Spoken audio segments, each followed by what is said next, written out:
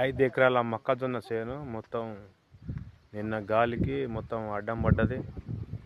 ఇది ఒక 5 ఎకరాలు ప్లస్ అక్కడ ఇంకా 3 ఎకరాలు మొత్తం కింద పడ్డది. మొత్తం మొక్కజొన్న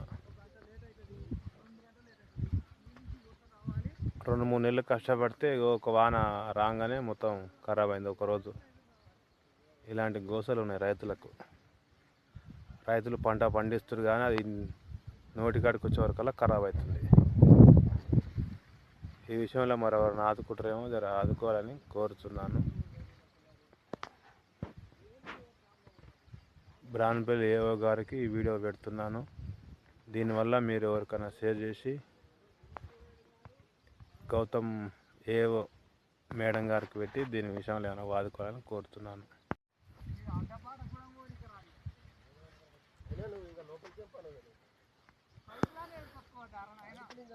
5 ఎకరాల మొక్కజొన్న చేను మొత్తం నిన్న గాలికి మొత్తం అడ్డం పడ్డది. ఇది ఒక 5 ఎకరాలు ప్లస్ అక్కడ ఇంకా 3 ఎకరాలు మొత్తం కింద పడ్డది. మొత్తం మొక్కజొన్న 2-3 నెలలు కష్టపడితే ఒక వాన రాగానే మొత్తం ఖరాబ్ అయింది ఒకరోజు. ఇలాంటి గోసలు ఉన్నాయి రైతులకు. రైతులు పంట పండిస్తారు కానీ అది నోటికాడికి వచ్చే వరకల్లా ఖరాబ్ అవుతుంది. ఈ విషయంలో మరెవరిని ఆదుకుంటారేమో జర ఆదుకోవాలని కోరుతున్నాను. బ్రాన్పల్లి ఏఓ గారికి ఈ వీడియో పెడుతున్నాను.